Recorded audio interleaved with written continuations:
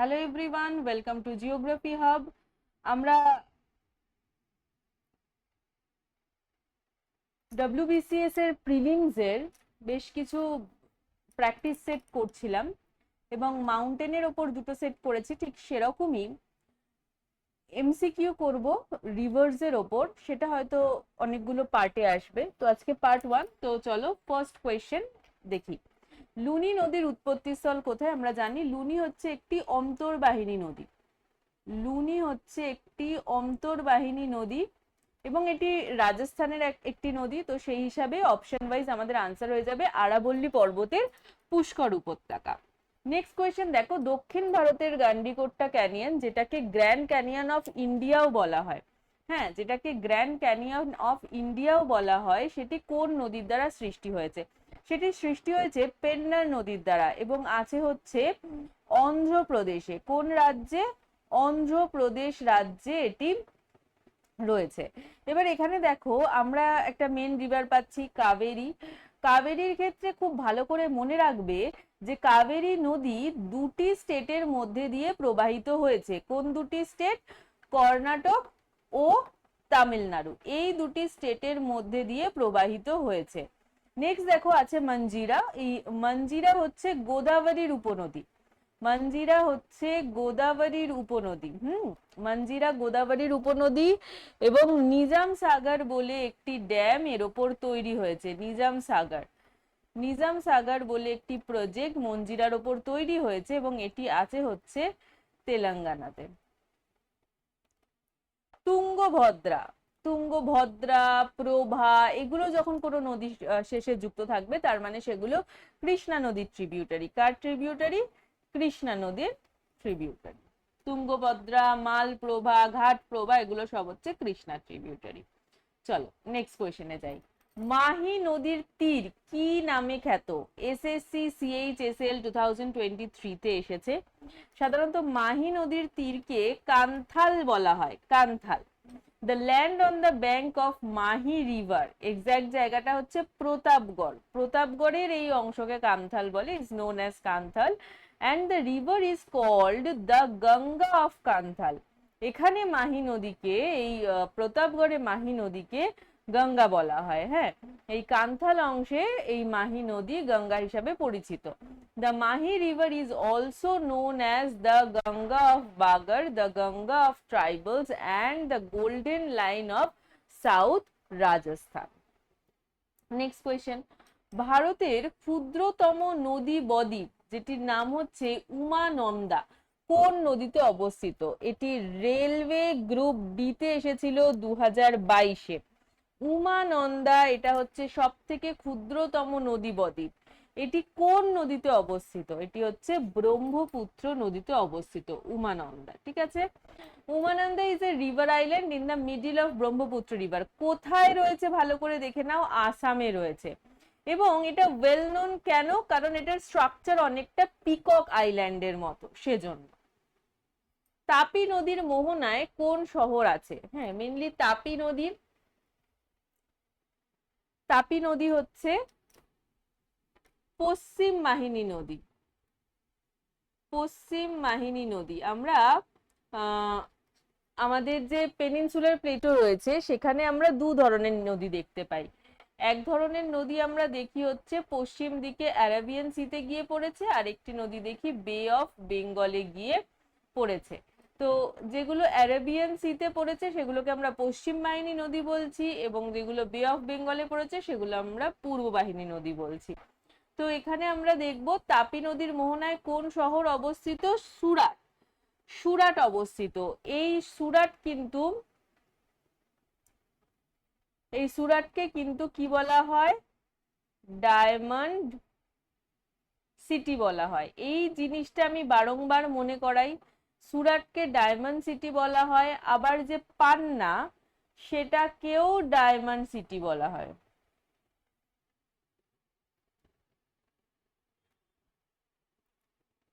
সেটাকেও diamond city বলা হয়, মাথায় রেখো। পান্না, পান্না ডায়মন্ড সিটি কিসের জন্য? পান্না হচ্ছে ডায়মন্ড সিটি তার প্রোডাকশনের জন্য।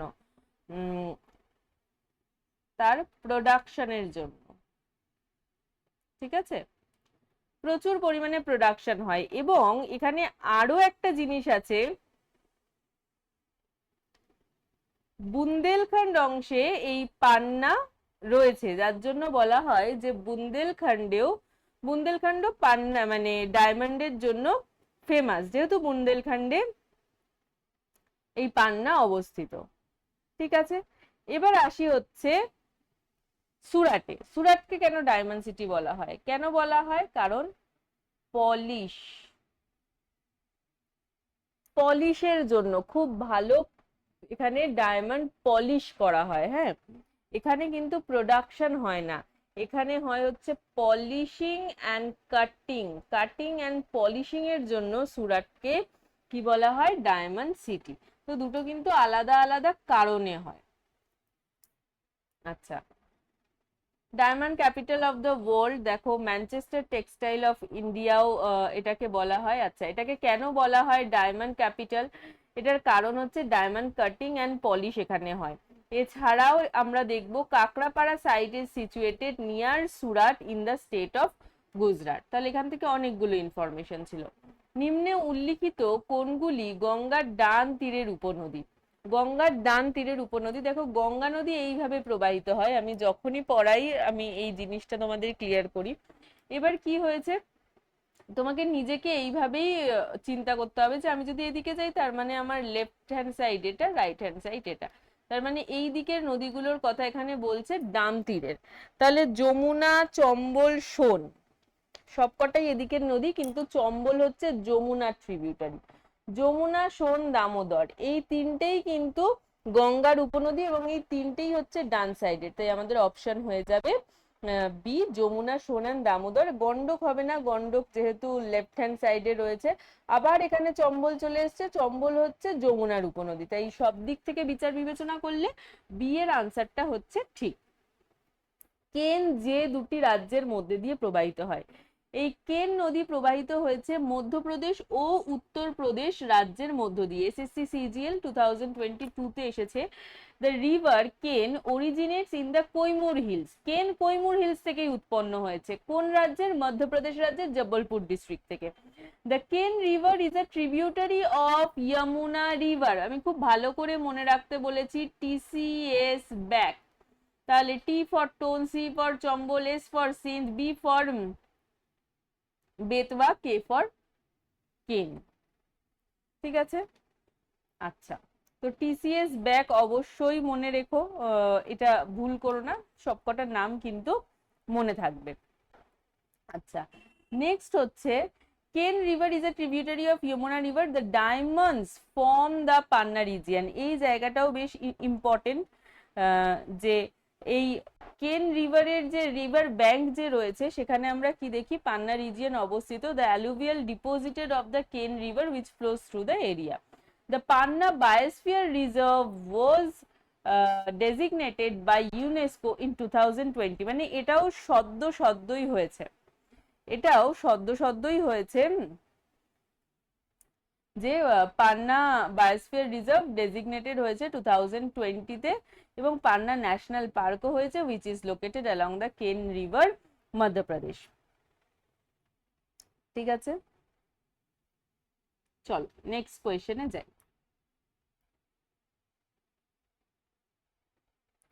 নেক্সট কোয়েশ্চেন,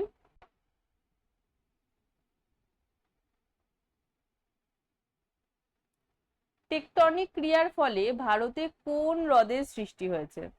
টেকটনিক ক্রিয়ার ফলে ভারতে কোন হ্রদের সৃষ্টি হয়েছে? সেটা হয়ে যাবে হচ্ছে উলার লেক।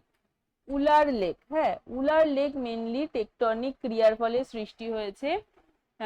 এই উলার লেক হচ্ছে largest fresh water lake in India as well as South Asia. The lake basin was formed by tectonic activity. এবং কোন নদীর জল এটাকে ফিড করে? সেটা হচ্ছে ঝিলাম নদী। ঠিক আছে, উড়াল লেক যেটা আমাদের জম্মু অ্যান্ড কাশ্মীরে অবস্থিত, এমটিএস 2022 তে এসেছে। আচ্ছা, গঙ্গা কয়টি রাজ্যের সীমানা স্পর্শ করেছে? এটি আমাদের সকলের জানা, 5টি রাজ্যের সীমানা স্পর্শ করেছে। কি কি সেই 5টি রাজ্য?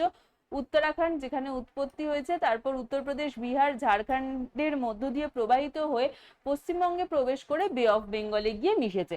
তো টোটাল 5টি স্টেটের মধ্য দিয়ে গঙ্গা নদীটি প্রবাহিত হয়েছে।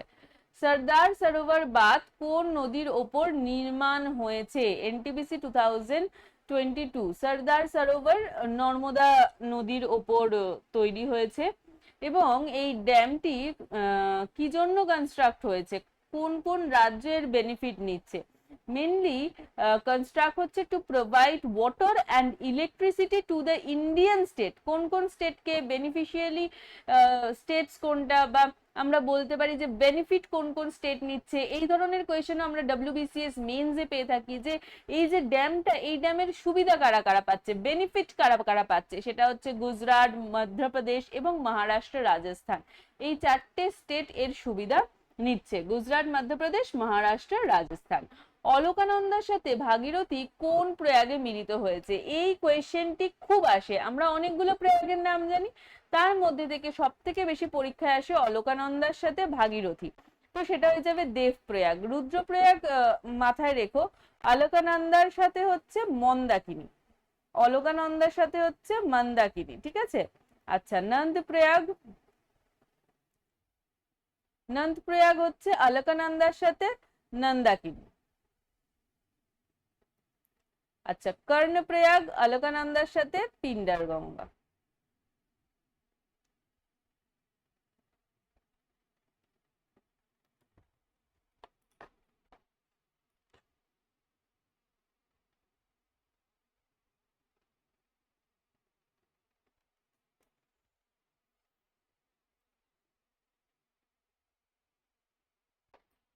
আচ্ছা, এখানে আর একটা জিনিস বলে দিই, বিষ্ণুপ্রয়াগ, আর একটা প্রয়াগ আছে যেটার নাম হচ্ছে বিষ্ণুপ্রয়াগ, যেটা হচ্ছে অলকানন্দার সাথে ডাউলি গঙ্গা।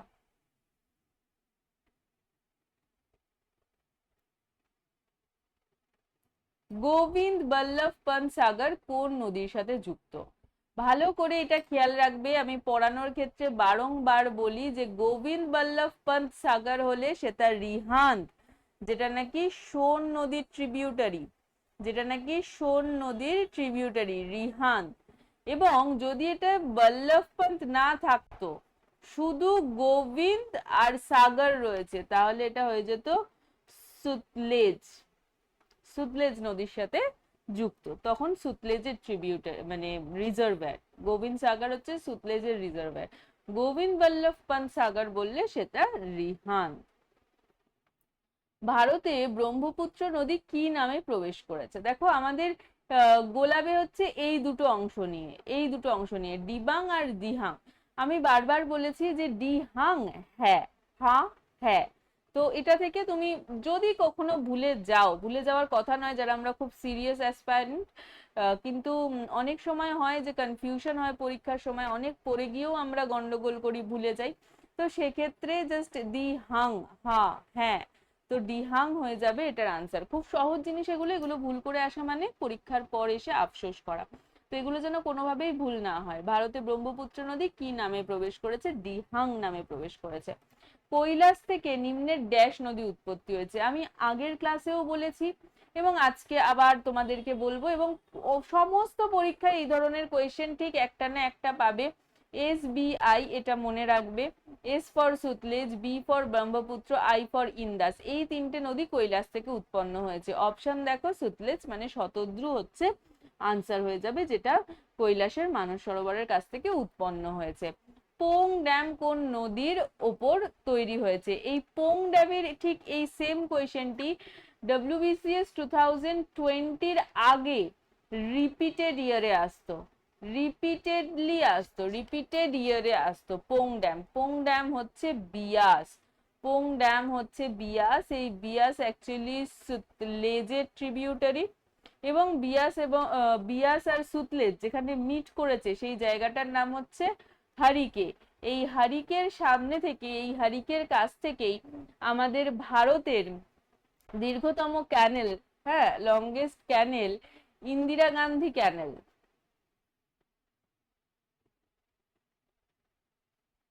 প্রবাহিত হতে শুরু করেছে। গ্রস্ত উপত্যকার মধ্যে দিয়ে প্রবাহিত নদী, দেখো গ্রস্ত উপত্যকার মধ্যে দিয়ে প্রবাহিত নদী সাধারণত দুটো ব্লক মাউন্টেন থাকে, দুটো ব্লক মাউন্টেন থাকবে আর তার মাঝখানে গ্রস্ত উপত্যকা। দুটো ব্লক মাউন্টেন হচ্ছে বৃন্ধা আর এদিকে হচ্ছে সাতপুরা। এই দুটো ব্লক মাউন্টেনের মাঝখান দিয়ে যে যে জায়গাটা, যে বসে যাওয়া জায়গাটা রয়েছে, সেই বসে যাওয়া জায়গাটির নাম কি? সেই বসে যাওয়া জায়গাটির নাম হচ্ছে গ্রস্ত উপত্যকা। এই গ্রস্ত উপত্যকার মধ্যে দিয়ে যে নদীটি প্রবাহিত হয় সেটা হচ্ছে নর্মদা। নর্মদা এই সাতপুরা আর অজন্তার মাঝখান দিয়ে দেখবো যে তাপি নদী প্রবাহিত হচ্ছে, ঠিক আছে। এইভাবে গ্রস্ত উপত্যকার মধ্যে দিয়ে নর্মদা, তাপি এই নদীগুলো প্রবাহিত হয়। আচ্ছা, নেক্সট কোয়েশ্চেন, কর্কট ক্রান্তি রেখাকে দুবার কেটেছে কোন নদী? কর্কট ক্রান্তি রেখাকে দুবার কেটেছে মাহি নদী। মাহি। কোন নদীর তীরে কোটা অবস্থিত? কোন নদীর তীরে কোটা অবস্থিত? কোটা চম্বল নদীর তীরে অবস্থিত এবং কম্পিটিটিভ এক্সামের জন্য কোটার নামও কিন্তু খুব ফেমাস। আচ্ছা, কোন নদীতে নাগার্জুন সাগর প্রজেক্ট অবস্থিত? নাগার্জুন সাগর প্রজেক্ট, এই কোয়েশ্চেনটা WBCS এ ঘুরিয়ে নানান ভাবে কিন্তু এসে থাকে এই নাগার্জুন সাগর প্রজেক্ট দিয়ে। মানে নাগার্জুন সাগর খুব ফেভারিট, পিএসসির খুব ফেভারিট। তো নাগার্জুন সাগর অ্যাকচুয়ালি আছে কৃষ্ণা নদীতে, মানে কৃষ্ণা নদীর ওপর এই নাগার্জুন সাগরের প্রজেক্টটি তৈরি করা হয়েছে। এবং যে দুটির রাজ্যর মধ্যে সমস্যা আছে এই প্রজেক্টটি নিয়ে, সেটা হচ্ছে তেলেঙ্গানা ও অন্ধ্রপ্রদেশ।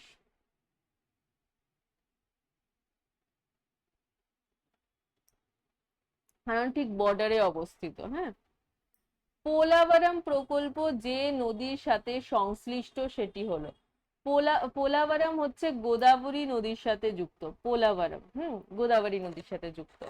আচ্ছা, তো আজকে এই পর্যন্তই।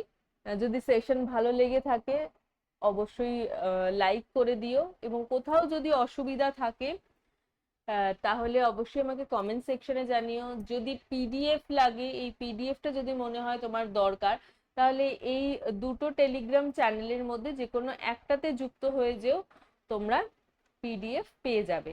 এখনো অবধি আমি কোনো পিডিএফ তোমাদের প্রোভাইড করিনি। আরো কিছু একসাথে কোয়েশ্চেন করে পুরো সেট কমপ্লিট করে আমি 5-6 দিন পর থেকে পিডিএফ প্রোভাইড করব। ঠিক আছে, থ্যাংক ইউ এভরিওয়ান। লাইক করো এবং চ্যানেলটা বন্ধুদের সাথে শেয়ার করো, যেহেতু একদমই নতুন চ্যানেল। তোমরাও সকলকে বলো যে সাবস্ক্রাইব করে রাখতে। আবার নেক্সট দিন আমরা কিন্তু রিভার নিয়েই কিন্তু ডিসকাস করব। রিভারের আজকে বেশ কিছু কোয়েশ্চেন করলাম বিভিন্ন পরীক্ষায়, রিসেন্ট পরীক্ষাতে যে কোয়েশ্চেন গুলো এসেছে। এর পরের দিন আরো কিছু অন্য ধরনের কোয়েশ্চেন আমরা রিভার থেকে সলভ করব। তো thank you everyone, good by.